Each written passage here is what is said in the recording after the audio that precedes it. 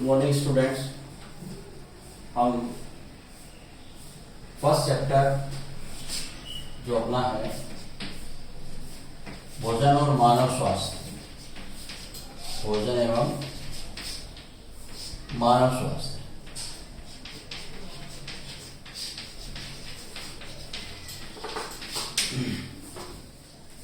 लगभग complete study जो है वो इस चैप्टर की हम कर चुके हैं। हमने भोजन है ना, जिसमें हमने संतुलित भोजन है ना और असंतुलित भोजन, जिसमें अपन ने कुपोषण पढ़ लिया। ठीक है, कुपोषण में हमने विटामिन, प्रोटीन, खनिज लवण,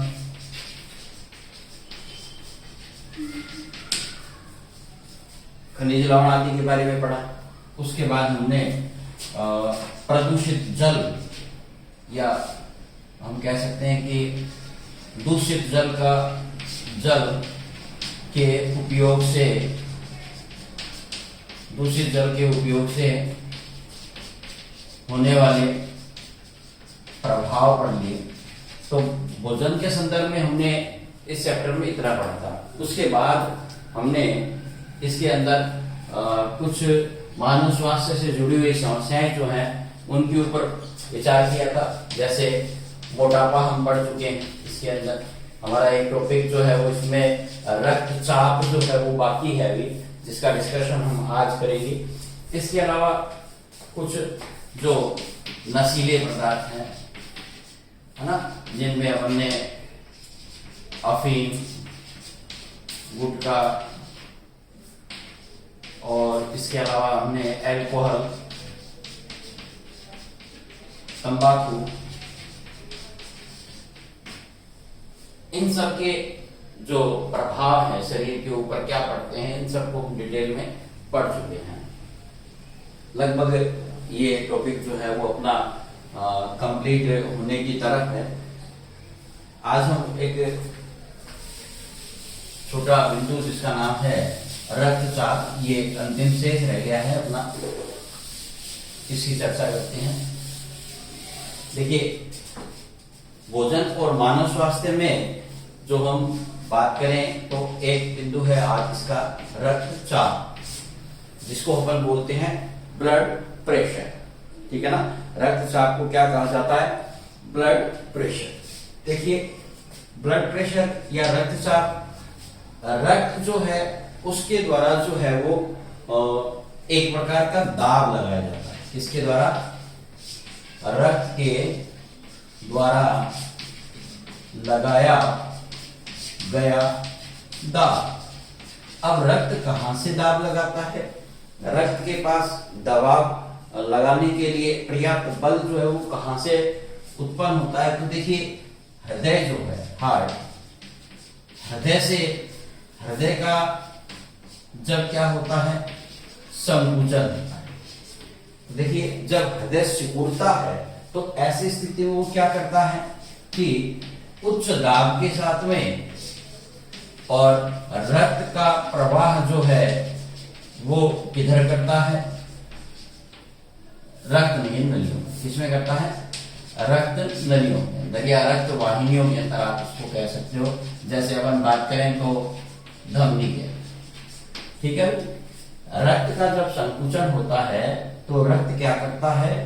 एक दाब के साथ या एक उच्च दाब के साथ, क्योंकि रक्त का जैसे हृदय सिकुड़ेगा तो रक्त जो है वो एक बहुत ज्यादा मात्रा में एक प्रेशर के साथ में उसमें से रिलीज होगा।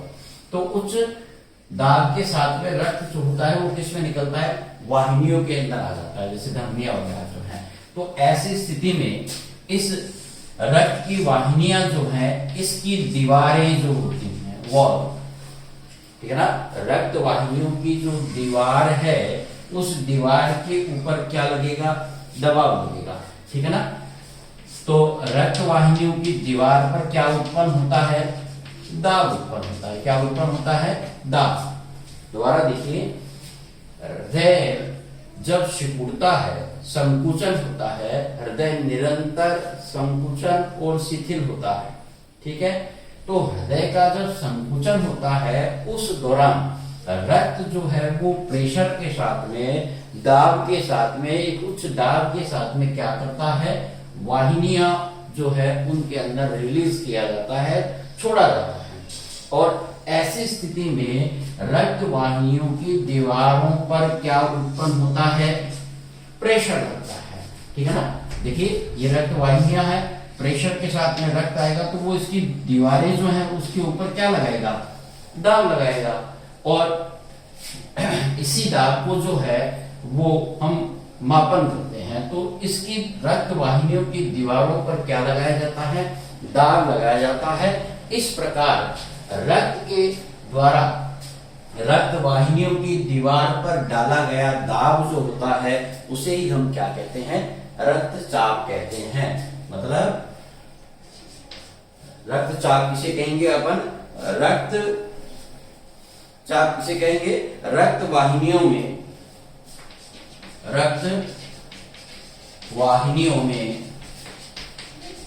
रक्त के द्वारा,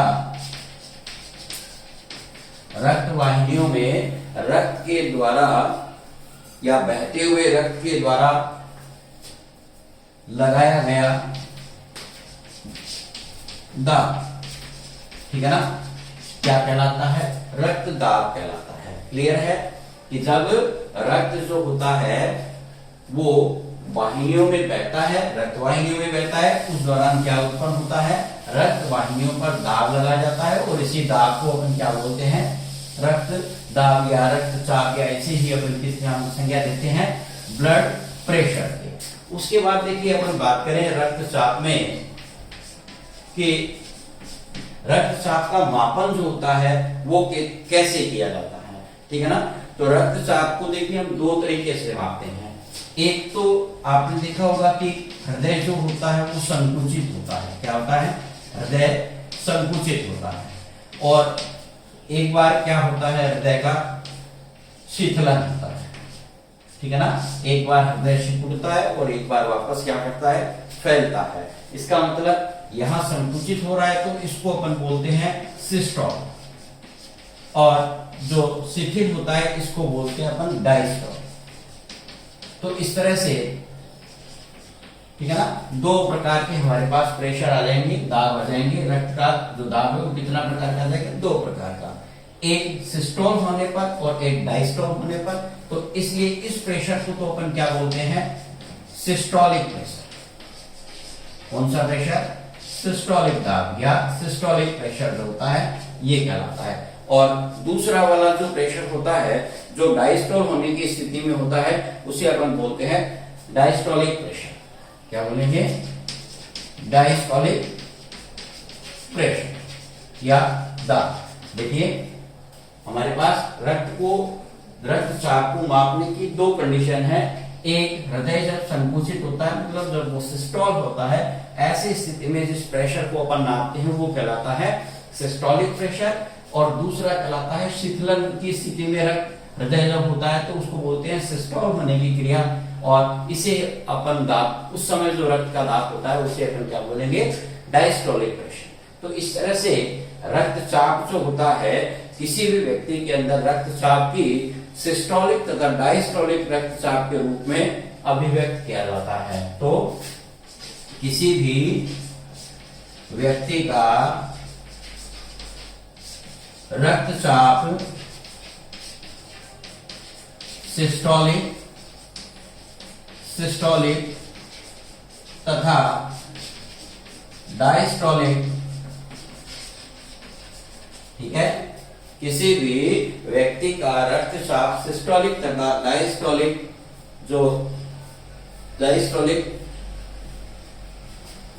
किसी भी व्यक्ति का रक्तचाप सिस्टोलिक तथा डायस्टोलिक रूप से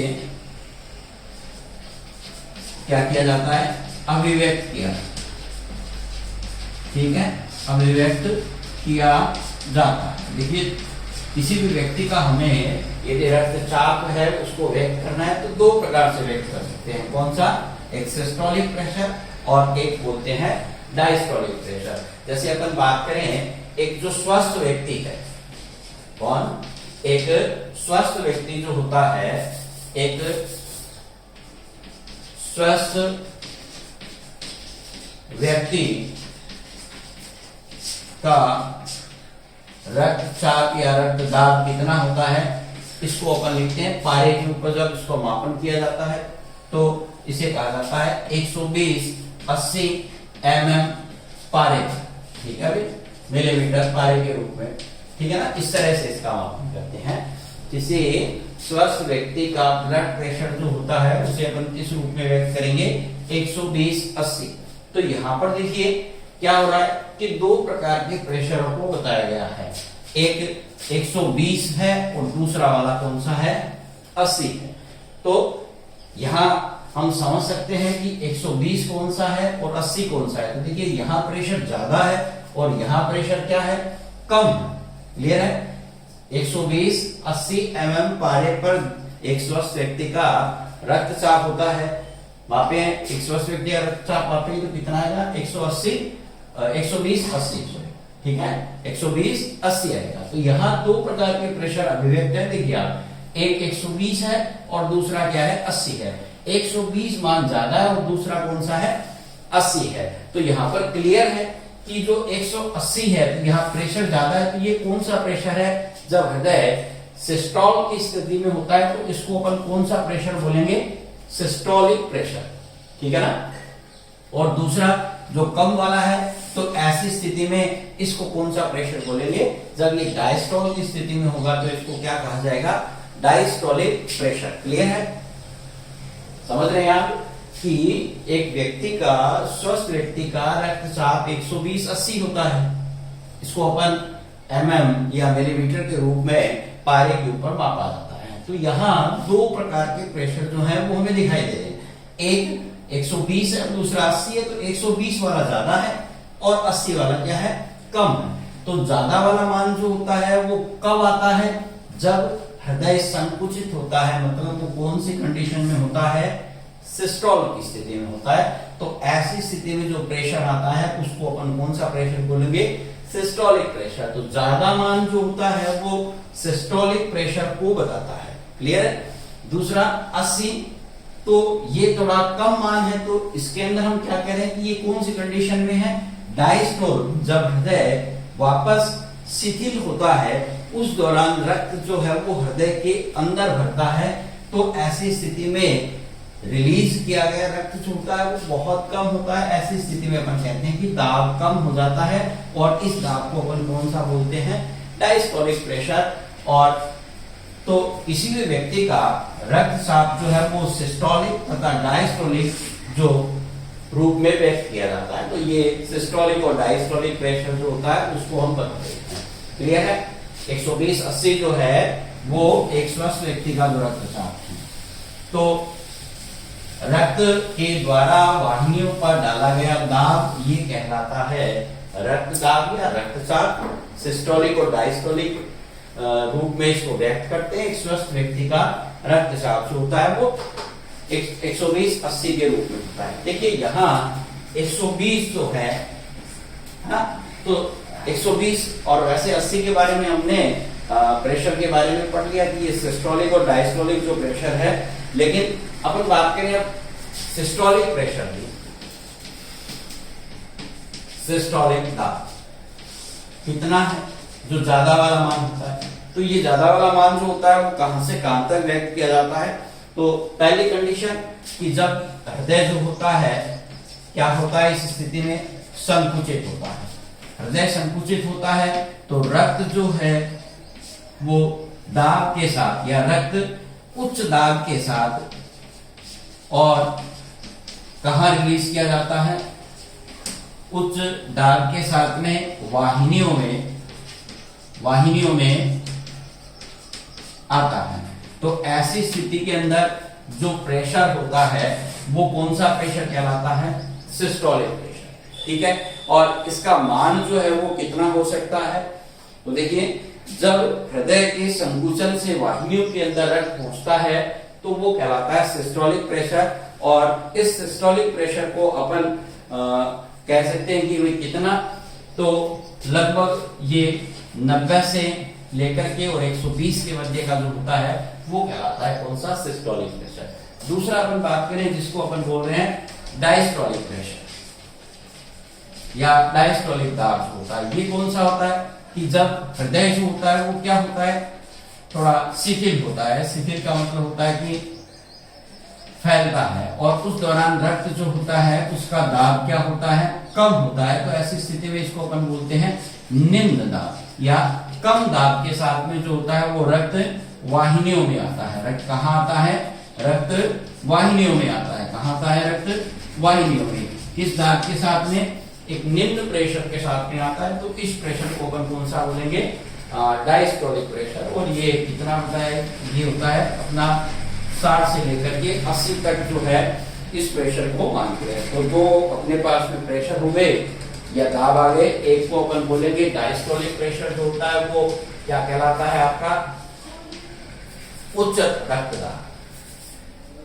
डायस्टोलिक प्रेशर और सिस्टोलिक प्रेशर जो होता है। तो इस तरह से हमारे पास जो होते हैं ये दो प्रकार के दाब जो है वो आ जाएंगे। उसके बाद अपन बात करें कि ये रक्त दाब जो है इसको मापते किस में है, तो इसके लिए कोई यंत्र होता है।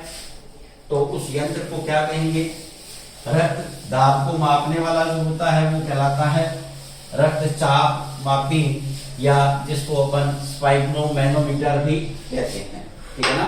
तो रक्त जो है, रक्त दाब जो है, रक्तचाप को मापने वाला यंत्र या इसको अपन कह सकते हैं उपकरण, ठीक है। रक्तचाप को मापने वाला यंत्र या उपकरण जो होता है वो कहलाता है रक्तचाप मापी, और इसी को अपन बोलते हैं स्पाइगनोमैनोमीटर, ठीक है। इसे अपन क्या बोलते हैं, स्पाइगनोमैनोमीटर, ठीक है। देखिए यहीं पर अपन रक्तचाप जो है, रक्तचाप को मापने वाला उपकरण जो होता है स्पाइगनोमैनोमीटर जो होता है ये कहलाता है, ठीक है। या इसे अपन रक्तचाप मापी भी बोलते हैं। रक्तचाप से संबंधित यहाँ दो वैज्ञानिक हैं, उनको भी जान लेना चाहिए हमें। पहला वैज्ञानिक जो है वो है स्टीफन हेल्स। एक वैज्ञानिक है जिनका नाम है स्टीफन हेल्स, ठीक है। एक वैज्ञानिक जिनका नाम है स्टीफन हेल्स, इन्होंने 1733 में, कब 1733 में क्या किया था, सर्वप्रथम घोड़ों में रक्तचाप का मापन किया था। रक्तचाप का क्या किया था, मापन किया, ठीक है भाई, ध्यान रखना। स्टीफन हेल्स एग्जाम में पूछा जाता है। 1733 में इन्होंने किसके अंदर, घोड़े जो होते हैं उनके अंदर क्या किया था, रक्तचाप जो है उसका मापन किया था। उसके बाद अपन एक नए वैज्ञानिक जो है उनकी बात करें, जिनका नाम क्या है, जिन्होंने 1983 के अंदर, जिनका नाम है कॉपलन, ठीक है ना। जिनका नाम क्या है, कॉपलन के नाम से जो वैज्ञानिक हुए थे इन्होंने, और 1983 के अंदर, ठीक है, इन्होंने क्या किया था, केवल इतना ही ध्यान रखना है, इन्होंने रक्तचाप जो है उसको परिभाषित किया था। क्या किया था, परिभाषित करने का काम किया था। तो थोड़ा सा एग्जाम की दृष्टि से जो है वो कभी कभार पूछ लिया जाता है, ध्यान रखना है। स्टीफन हेल्स 1733 इन्होंने सर्वप्रथम क्या किया था, रक्तचाप का मापन किया था। और दूसरा जो वैज्ञानिक है जिनका नाम है कॉपलन, उन्होंने 1983 में और रक्तचाप जो है उसको परिभाषित करने का काम किया था। उसके बाद देखिए रक्तचाप जो है उससे रिलेटेड एक और चीज जिसकी चर्चा अपन करें तो वो है कि रक्तचाप जो है वो कितने प्रकार के होते हैं। रक्तचाप के प्रकार, देखिए दो क्लियर प्रकार हैं। कौन कौन से हैं जिनके बारे में अपन ने अभी पहले बात भी की थी। एक तो कहते हैं उच्च रक्तचाप और दूसरा कहलाता है निम्न रक्तचाप।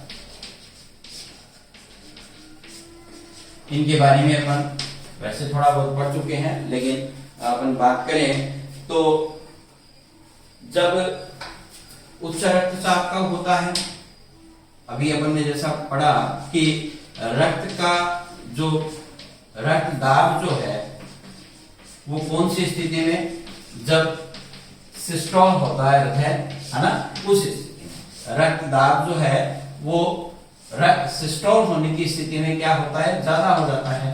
तो ऐसी स्थिति में तो ये कहलाता है उच्च रक्तचाप। और निम्न वाले में क्या होता है कि जब ये डायस्टोलिक कंडीशन आ जाती है तब क्या होता है कि रक्त का दाब जो होता है वो कम हो जाता है। तो ऐसा अपन कह सकते हैं कि उच्च रक्तचाप में जो धमनियां हैं, है ना, इनके ऊपर क्या होता है, दाब अधिक हो जाता है, ठीक है। और निम्न चाप की स्थिति में या निम्न रक्तदाब जो होता है उस कंडीशन के अंदर क्या होता है कि धमनियां जो होती हैं तो धमनियों पर दाब जो होता है वो क्या हो जाता है, कम हो जाता है। तो कम और ज्यादा होने की स्थितियां दोनों है हम क्लियर कर चुके हैं कि सिस्टोल और डायस्टोल जो है। अब अपन बात करें कि उच्च रक्तचाप जो है तो अपना उच्चतम पैमाना 120 था और निम्न कितना मान था हमने, 80। यदि उच्च रक्तचाप होगा तो क्या होगा, सिस्टोलिक प्रेशर जो होता है वो 120 से क्या हो जाएगा, ज्यादा हो जाएगा। तो ऐसी स्थितियों में जो उच्च रक्तचाप का मान है वो 120 से ज्यादा हो जाएगा। और निम्न रक्तचाप में क्या होता है कि धमनियों पर दाब कम हो जाता है, तो ये दाब जो होता है वो 80 से क्या हो जाएगा, कम हो जाएगा। तो इस प्रेशर को जो ज्यादा 120 से उसको उच्च रक्तचाप की कंडीशन, और जब 80 से कम हो जाता है तो उसे अपन क्या कहेंगे, निम्न रक्तचाप कहा जाता है। दोनों ही कंडीशनों में जो हमारे शरीर के महत्वपूर्ण पार्ट्स होते हैं, शरीर के जो हमारे महत्वपूर्ण भाग हैं, जैसे देखिए चाहे मस्तिष्क हो, है ना, फेफड़े हो, चाहे वृक्क मतलब किडनी हो, इन सब के अंदर जो है ये पूरी तरह से प्रभावित होते हैं। कारण क्या है, क्योंकि रक्त जो है, रक्त इसके द्वारा मोटे तौर पर शरीर के अंदर संपूर्ण पोषण का और ऑक्सीजन जो है इनका परिवहन करने का जिम्मा होता है। तो इन सब महत्वपूर्ण हिस्सों के अंदर पोषण और ऑक्सीजन जो है उनका परिवहन जो है वो निश्चित रूप से क्या होता है, बाधित होता है। और इसी के प्रभाव से कभी कभी ये अंग जो है वो या तो काम करना धीरे कर देते हैं, या फिर कभी कंडीशन ऐसी भी हो जाती है कि ये काम करना पूर्ण रूप से भी बंद कर देते हैं। उच्च और निम्न रक्तचाप के कारण जो है वो सामान्य से ही है। ज्यादा ईर्ष्या, क्रोध, गुस्सा, इस तरह की जो बातें होती हैं उनके द्वारा ब्लड प्रेशर जो होता है वो कम और ज्यादा होता है। तो इस तरह से हम रक्तचाप जो है उसको पढ़ चुके हैं। ये लेसन जो है वो आपका यहाँ पर लगभग कंप्लीट हो जाता है। कुछ एक्सरसाइज के लिए अपना इसके अंदर प्रश्न जो है उनके को लिखते हैं। देखिए लास्ट वीडियो में हमारे प्रश्न थे, उससे पहले वाले वीडियो में नहीं है, तो आप लोग इनको किसी से देख करके कंप्लीट कर दें। जैसे देखिए विटामिन जो है, विटामिन कुपोषण से और शरीर पर क्या प्रभाव पड़ता है, शरीर पर होने वाले जो दुष्प्रभाव हैं उनको प्रभाव को बताना है।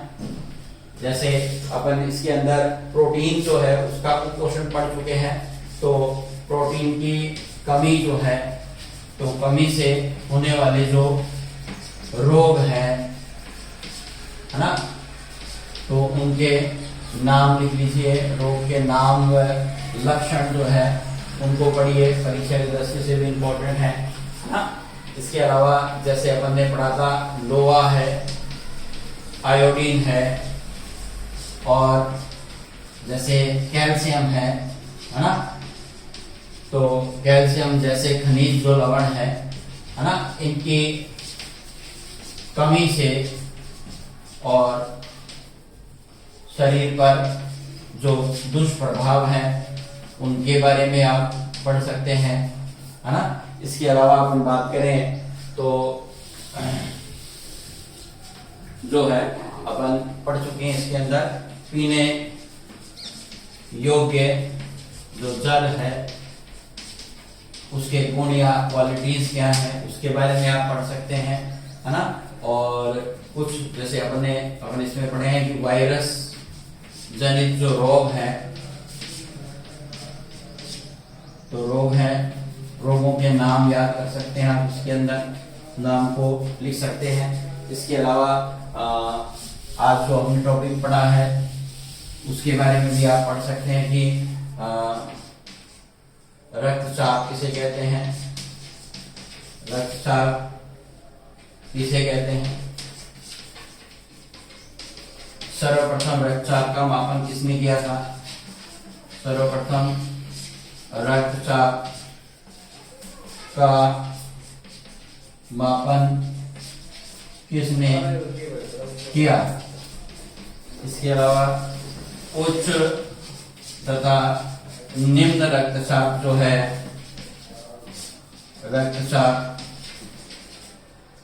रक्तचाप को समझाना है। इस तरह से आप जो है एक्सरसाइज के लिए कुछ प्रश्न जो है आप कर सकते हैं। इनके आंसर आप लास्ट वाले जो वीडियो है उनमें भी देख करके ढूंढ सकते हैं। तो ये आपका सेकंड चैप्टर जो है वो आज कंप्लीट हो जाता है। आशा कर रहे हैं कि आपको लगातार जो है वो इस वीडियो मिल रहे हैं देखने को, तो उनके द्वारा आप सीख भी पा रहे हैं। नहीं समझ में आ रहा तो आप जो है वो बार बार वीडियो को देख करके समझें या किताबें जो है टेक्स्ट बुक उनके माध्यम से पढ़िए। कोशिश करने पर आराम से आपको इस चीज को समझा जा सकता है। Have a good day.